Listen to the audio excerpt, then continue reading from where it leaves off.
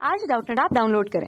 Doubtnut पर अपने सभी गणित, रसायन विज्ञान, भौतिक विज्ञान और जीव विज्ञान के डाउट्स का करो सफाया। बस प्रश्न की फोटो खींचो, एक ही प्रश्न को क्रॉप करो और तुरंत वीडियो सोल्यूशन पाओ। अभी डाउनलोड करें। नमस्कार दोस्तों, हमारा प्रश्न है कि दोस्तों हमें यहाँ पर पूछा गया है कि नाइट्रोजन परमाणु के मूल अवस्था में इलेक्ट्रॉनिक विन्यास है, उसे निम्न में से किस प्रकार दर्शाया जा सकता है। दोस्तों यहाँ पर हमें चार विकल्प दिए गए हैं। हमें बताना है कि नाइट्रोजन का जो इलेक्ट्रॉनिक विन्यास है वो हम किस तरह से यहाँ पर दिखा सकते हैं। ठीक है, तो दोस्तों हम जानते हैं कि यहाँ पर हमें किसके बारे में पूछा गया है। दोस्तों हमें नाइट्रोजन परमाणु के बारे में पूछा गया है। ठीक है, तो नाइट्रोजन का जो परमाणु होता है उसे हम N से दिखाते हैं। ठीक है, और दोस्तों इसका जो परमाणु क्रमांक होता है वो कितना होता है। दोस्तों हम जानते हैं कि इसका नाइट्रोजन का परमाणु क्रमांक, ये दोस्तों हमारे नाइट्रोजन का जो परमाणु क्रमांक होता है वो कितना होता है, वो होता है 7। ठीक है, तो हम कह सकते हैं कि यहाँ पर कितने इलेक्ट्रॉन उपस्थित होंगे।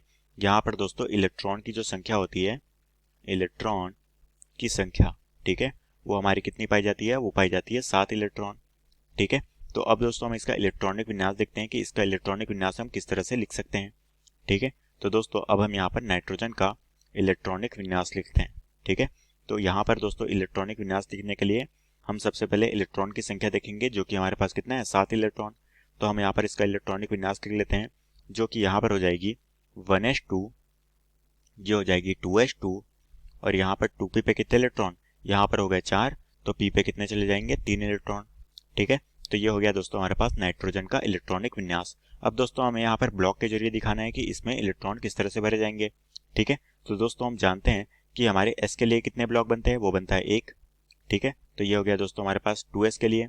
ठीक है, उसी तरह से हम यहाँ पर s के लिए बना लेते हैं, तो ये हो जाएगा हमारे पास s के लिए। ठीक है, उसी तरह से p के लिए कितने बनते हैं, p के लिए बनते हैं दोस्तों 3।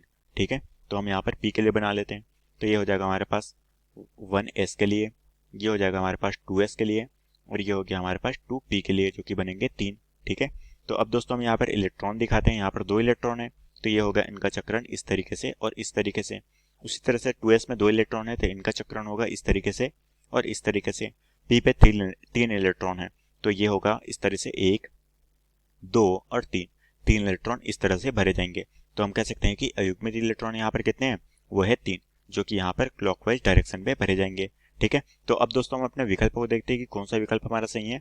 सबसे पहला विकल्प है दोस्तों हमारे पास ए पे भरे गए हैं 2 इलेक्ट्रॉन इस तरह से, बी पे भरे गए हैं इस तरह से, माफ कीजिए दोस्तों 2s पे भरे गए हैं इस तरीके से, और हमारे 2p पे भरे गए हैं इस तरीके से। तो हम कह सकते हैं कि दोस्तों हमारा जो ऑप्शन ए है ये हमारे प्रश्न का बिल्कुल सही उत्तर है। ठीक है, उसी तरह से बी में दोस्तों हमारा जो यहाँ पर p के बीच वाला है, इसमें क्या है, चक्रण को गलत दिखाया गया है, तो हम कह सकते हैं कि ये ऑप्शन गलत है। उसी तरह से ऑप्शन सी पे दोस्तों इनका जो चक्रण है वो हमें एंटी क्लॉक दिखाया गया है, तो हम कह सकते हैं कि ये ऑप्शन गलत है। और यहाँ पर दोस्तों हमारे p पे अधूरे इलेक्ट्रॉन है, तो ये हम कह सकते हैं कि ये ऑप्शन भी हमारा गलत है।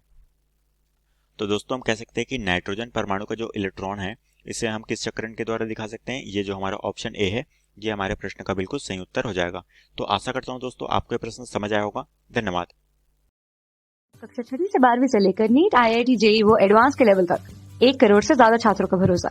आज ही डाउनलोड करें डाउटनेट ऐप या व्हाट्सएप करें अपने सारे डाउट्स 8400 400 400 पर।